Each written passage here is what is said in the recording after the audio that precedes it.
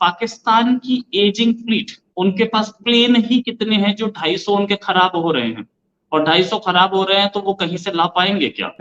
135 मिराज 3, 139 139 मिराज 5 और 60 जो है वो F-17। ये जहाज उनके लिए एक तरह से अब वो कूड़ा हो चुके हैं। ठीक है ना, इंटरनेशनल बैगर अभी आप सर्च कर लें, इंटरनेशनल बैगर ऑफ पाकिस्तान, तो शहबाज शरीफ का ही नाम आएगा। ठीक है, तो उसको किधर कंपैरिजन कर रहे हैं आप मोदी के साथ? ये जब पावर में होते हैं तो पाकिस्तान रहते हैं, रिटायर होते हैं तो बाहर चले जाते हैं। जबकि भारत में हमने देखा है कि वहाँ पे जनरल्स भी 2 कमरे के घर में रहते हैं। होगा, और पैसा है नहीं। इकोनॉमी की हालत ये है कि खाने के लिए नहीं है, आटा नहीं है, तो कहाँ से प्लेन खरीदेंगे? ये बताया, आप सॉफ्टवेयर इंजीनियर हैं, आईटी से आपका ताल्लुक है। अगर देखा जाए जो हमारा पड़ोसी कंट्री है वो हमसे कितना आगे है आईटी के अंदर? मैं समझता हूँ हमसे 75 साल ही आ गया। 75 साल आगे है। जी, जैसे हम तो 52 साल पीछे हैं बांग्लादेश से भी। पाकिस्तान जब से बना है ना, तो पाकिस्तान ने सिर्फ भारत के खिलाफ ही काम किया। 75 साल हो गए, पाकिस्तान ने सिर्फ एक कश्मीर को लेकर अपने आप को तबाह और बर्बाद कर लिया है। उनकी गोवा का जो सिर्फ और सिर्फ जो टूरिज्म का वो है जीडीपी है, वो पाकिस्तान से 10 साल से ज़्यादा, एक साल का। स्टेट्स ऑफ अमेरिकन एयरफोर्स जब आई भारत में, ग्वालियर में जब एक्सरसाइज हुई, और मैं भी था उन दिनों उधर, और उन्होंने ये साफ कहा कि विश्व में जो बेस्ट पायलट्स हैं वो भारत में है। दोस्तों, इस वक्त पाकिस्तान कंगाली की राह पर है। इसी बीच कल एक बहुत बड़ी खबर आई है कि पाकिस्तान के 250 से भी ज्यादा एयरक्राफ्ट, जिसमें फाइटर प्लेन भी शामिल है, वो रिटायर्ड होने वाले हैं। अब इसके पीछे सबसे बड़ी प्रॉब्लम फाइनेंस की है। पाकिस्तान के पास पैसा ही नहीं बचा है कि वो इस प्लेन की मरम्मत करवा सके या नया ऑर्डर देकर कोई नया जेट खरीद सके। अब 2 महीने पहले ही वहाँ के army chief general Qamar Javed Bajwa ने बहुत बड़ा खुलासा किया था कि हम इस वक्त इंडिया का मुकाबला नहीं कर सकते, क्योंकि हमारे पास इतने पैसे ही नहीं है कि हम हमारे टैंक में तेल भर सके। तो सिर्फ आर्मी ही नहीं, नेवी से लेकर एयरफोर्स, किसी के पास पैसे नहीं है। तो चलिए दोस्तों, इसी पर पाकिस्तानी मीडिया का रिएक्शन देखते हैं। नमस्कार। पाकिस्तानी एयरफोर्स के 250 से ज्यादा प्लेन होने वाले हैं बर्बाद, ऐसा फाइनेंशियल टाइम्स की रिपोर्ट है, और पाकिस्तानी वेबसाइट्स पे भी है। ये फाइनेंशियल एक्सप्रेस की रिपोर्ट है, और पाकिस्तानी वेबसाइट्स पर भी ये रिपोर्ट है। इनका जो रिप्लेसमेंट है वो कहीं J-10 या JF-17 या कोई और चाइनीज प्लेन से होगा, और पैसा है नहीं। इकोनॉमी की हालत ये है कि खाने के लिए नहीं है, आटा नहीं है, तो कहाँ से प्लेन खरीदेंगे? ये पाकिस्तान की एजिंग फ्लीट, उनके पास प्लेन ही कितने हैं जो 250 उनके खराब हो रहे हैं, और 250 खराब हो रहे हैं तो वो कहीं से ला पाएंगे क्या?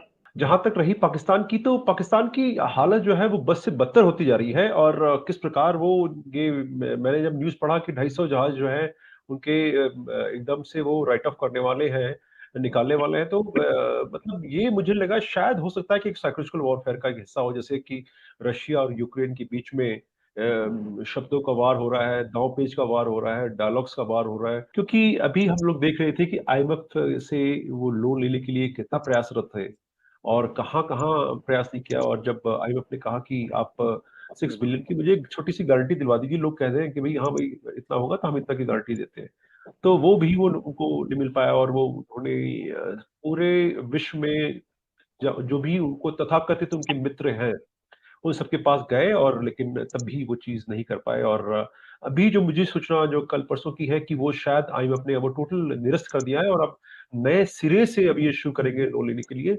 और उनकी जो माली हालत है क्या है ये सब विदित है, तो मैं उस पर ज्यादा समय नहीं देके उनके जो पाकिस्तान एयरफोर्स है उसके बारे में चर्चा करना चाहेंगे। देखिए, शुरू से ही अगर देखें तो पाकिस्तान एयरफोर्स के पास F-16 के अलावा कुछ जहाज कोई ढंग का रहा ही नहीं। उन्होंने कोशिश की थी कि जहाज वो खुद बनाए, और जब हमने तेजस उड़ाया, और तेजस 1 मार्क ए आने वाला है, और हम एमएक्स भी बना रहे हैं, और बहुत कुछ बना रहे हैं जो कि को गले नहीं उतर रहा है। तो निश्चित रूप से और इस दिशा में कभी उन्होंने ध्यान दिया नहीं, क्योंकि सारा ध्यान उनका रहा किस प्रकार से अपना वर्चस्व करें, और कैसे वो कहा जाता है ना, एक मलाई कैसे खाई जाए, वो मलाई खाने में ज्यादा ध्यान रहा। ठीक है ना, इंटरनेशनल बैगर अभी आप सर्च कर लें, इंटरनेशनल बैगर ऑफ पाकिस्तान, तो शहबाज शरीफ का ही नाम आएगा। ठीक है, तो उसको किधर कंपैरिजन कर रहे हैं आप मोदी के साथ? ये बताया, आप सॉफ्टवेयर इंजीनियर हैं, आईटी से आपका ताल्लुक है। अगर देखा जाए जो हमारा पड़ोसी कंट्री है वो हमसे कितना आगे है आईटी के अंदर?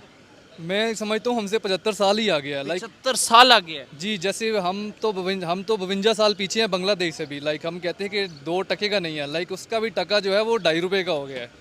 तो वो 2 टके से बात निकल के 2.5 पे चली गई है। तो हमारा मसला ये है कि यार जो है ना, लाल किले पे झंडा गाड़ दो जाके, ठीक है। जबकि वो इस चीज़ को परवाह नहीं, खातर नहीं लाता। हम कि उसने कल अपनी मर्सिडीज़ लॉन्च कर दिया नहीं, ठीक है। हमने क्या लॉन्च किया, हम यहाँ पे कोई अभी वो यूनाइटेड की गाड़ी नहीं आई थी, उसको नहीं सही चलने दिया गया कि हम $1.1 बिलियन का रिजर्व है हमारे पास, और हम कहते हैं जी कि हम चढ़ाई कर देंगे। उन्हें क्या, उनका $550 बिलियन उनके रिजर्व्स हैं। वो उनको फिक्र ही नहीं है कि यार ये कुछ करेंगे नहीं करेंगे। इस टाइम तो हमें अपनी सालमियत के साथ टेंशन पड़ी हुई कि हम अक्टूबर तक अगर हमें अपने बेवना दिया, पैकेज ना दिया, तो हम तो डिफ़ॉल्ट कर जाएंगे। उनके जो सियासतदान हैं उन्होंने यही काम किया कि उन्होंने वहाँ पे यूनिवर्सिटीज़ लेके, MIT हमारे यहाँ पे आनी थी लेकिन MIT वहाँ चली गई, ठीक है। तो हमारे सियासतदान कॉम्प्रोमाइज़ कर लेते हैं, लेकिन मोदी बेशक मुसलमानों के लिए जितना मर्जी हो रहा है, मतलब मैं बड़ा ख़िलाफ़ हूँ मोदी के, लेकिन वो हिंदू रियासत के लिए बहुत अच्छा साबित हुआ है। उस मोदी जो है हमारे लिए तो हम कहते हैं गुजरात का कसाई है, ठीक है, हो सकता है, ठीक लेकिन है। उनके लिए हीरो है। उनके लिए उनका हीरो है। देखिए, आप दूसरी दफ़ा उसको जिता दिया। इंडिया में कभी ऐसा नहीं होगा 2 दफ़ा कोई बंदा प्राइम मिनिस्टर बना हो, ठीक है, लेकिन वहाँ पे वो मोदी दूसरी दफ़ा जीत गया, इलेक्शन जीत गया, ठीक है। तो किस वजह से जीता कि उसने वहाँ पे इलेक्ट्रल फॉर्म्स बहुत ज़्यादा किए, उसने चेंजेस इतनी ज़्यादा लेके आया, उसने IT इंडस्ट्री को हमारी, उनकी गोवा का जो सिर्फ और सिर्फ जो टूरिज़्म का वो है GDP है, वो पाकिस्तान से 10 साल से ज़्यादा, 1 साल का जो गोवा का उनका टूरिज़्म का है, वो पाकिस्तान के 10 साल के जो GDP है उससे ज़्यादा का है। देखें, वाघा बॉर्डर के ऊपर टांगे उठाने का मुकाबला हो रहा है। आप देखिए दुनिया कहाँ से कहाँ चली गई है। हमारा यही अभी तक मसला है कि भाई जबकि उसकी, आपको नहीं लगता भारत ने पूरी दुनिया में पाकिस्तान की टांगे उठा दी हैं? बेशक जी, पाकिस्तान की टांगे हर मुल्क ने अफगानिस्तान ने उठवा दी हैं जी। उनको एक आज़ाद रियासत ही रहना चाहिए, क्योंकि ऐसे हमारे पास जो कश्मीर है, हमने उसे क्या दिया अभी तक? कश्मीर के जो लोग हैं वहाँ भी आप जाएंगे तो जगह जगह लिखा होता है कि कश्मीर खुद मुख्तार रियासत है, ठीक है। हमने हमेशा से उनके साथ जुल्म, हमारा इवन कि अपना फाटा और थर ले लें, थर के अंदर हमारा हर साल इतना बच्चा मर जाता है, तो हम क्या किसी और रियासत का नारा लेंगे? वो रियासत हमें चाहिए जो हमारे पास है, हमने तो उनका बेड़ा गर्क निकाल दिया। वैसे अब आज बात करना चाहता हूँ कि ये जो एलीट है, इस पे बात करना चाहता हूँ कि पाकिस्तान की पॉलिटिकल, मिलिट्री, ब्यूरोक्रेटिक जो एलीट है, ये जब पावर में होते हैं तो पाकिस्तान रहते हैं, रिटायर होते हैं तो बाहर चले जाते हैं। जबकि भारत में हमने देखा है कि वहाँ पे जनरल्स भी 2 कमरे के घर में रहते हैं, 3 कमरे के फ्लैट में रहते हैं। हमारे जो लोग हैं ये आम घरों के होते हैं, लेकिन इनके बड़े बड़े बंगले होते हैं। दुबई में अलहदा फ्लैट होते हैं, इस्लामाबाद में अलहदा घर होते हैं, लाहौर में अलहदा घर होते हैं। 5-6 लाख रुपए लेने वाला बंदा जो है ये सारा कुछ कैसे मैनेज कर लेता है? लेकिन इंडिया में तो इस तरह की, जैसे अभी ये कल जनरल बाजवा वाला वाकया हुआ, he is in France, although that is his personal, वो अपनी फैमिली के साथ थे। ये बदतमीज़ी नहीं होनी चाहिए थी, दिस इज़ डिसग्रेस के ख़वातीन जब साथ हों तो। लेकिन वो एक बात चल पड़ी